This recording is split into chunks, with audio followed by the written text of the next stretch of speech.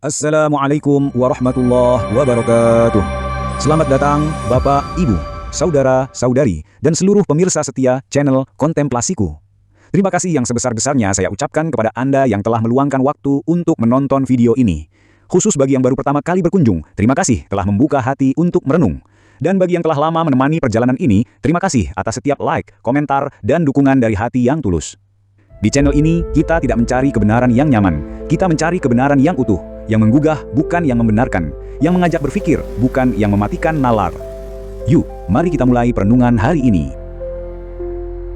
Di mimbar-mimbar megah, di balik jubah suci dan kutipan kitab yang terdengar sakral, tersimpan sebuah realitas yang tak jarang kita abaikan.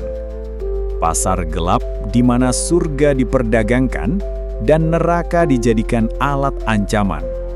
Para pemuka agama yang seharusnya menjadi penunjuk jalan, justru membangun tembok-tembok tinggi antara manusia dan Tuhannya. Mereka memasang gerbang tol tak kasat mata, membuat kita percaya bahwa untuk sampai pada kebenaran, kita harus membayar tiketnya. Padahal, perjalanan spiritual itu sejatinya gratis. Narasi ini bukanlah serangan pada agama. Ini adalah pisau bedah untuk mengupas kemunafikan yang telah dinormalisasi. Sebuah seruan untuk mengembalikan agama pada esensinya, bukan sebagai industri, tapi sebagai jalan pembebasan. Karena jika kita terus diam, yang akan kita wariskan bukanlah iman, melainkan faktur-faktur tagihan surga yang tak pernah lunas. Baik Al-Quran, Alkitab, maupun kitab-kitab Nabi dalam tradisi Yahudi, semuanya sepakat, agama yang dijadikan ladang bisnis akan menuai azab, bukan berkah. Lalu seberapa keras ancaman itu? Mari kita lihat. Surat At-Taubah ayat 34. Hai orang-orang yang beriman, sesungguhnya sebagian besar dari orang-orang alim Yahudi dan rahib-rahib Nasrani benar-benar memakan harta orang dengan jalan batil, dan mereka menghalang-halangi manusia dari jalan Allah. Ironisnya, di zaman sekarang, kita menyaksikan fenomena yang tak kalah absurd.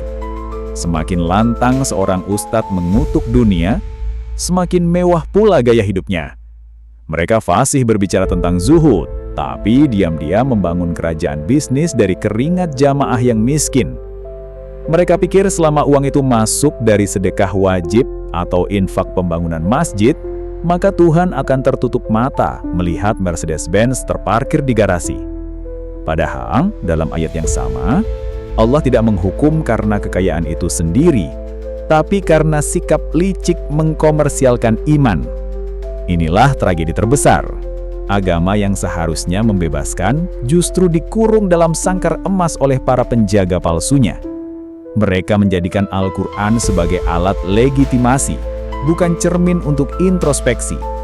Dan umat dibius dengan cerita surga, sambil perlahan dikuras hartanya. Mereka bilang, jangan kritik ulama. Padahal Al-Quran penuh dengan kisah Nabi yang mengkritik penguasa zalim. Mereka bilang, jangan berpikir bebas, ikuti saja. Padahal Allah memuliakan akal dalam puluhan ayat. Mereka bukan lagi penunjuk jalan. Mereka adalah polisi agama yang siap menghukum siapapun yang melangkah di luar garis yang mereka gambar. Allah tidak butuh makelar untuk menyampaikan pesannya. Pertanyaannya adalah, beranikah kita mengakui bahwa banyak dari pemuka agama hari ini bukanlah penerus para nabi, melainkan keturunan spiritual para nabi palsu yang dikutuk Mika? Dan jika iya, sampai kapan kita akan membiarkan mereka memperdagangkan yang sakral? Lalu pertanyaan saya sekarang, sampai kapan kita akan terus memberi tempat terhormat pada mereka yang justru mempermalukan agama? Kapan kita akan berhenti mengagumi jubah panjang mereka dan mulai melihat isi kantong yang mereka sembunyikan di baliknya?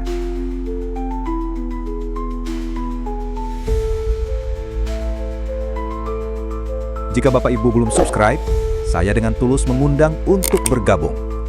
Di channel ini, kita tidak mencari kebenaran yang nyaman. Kita mencari kebenaran yang berani, utuh, dan penuh tanggung jawab.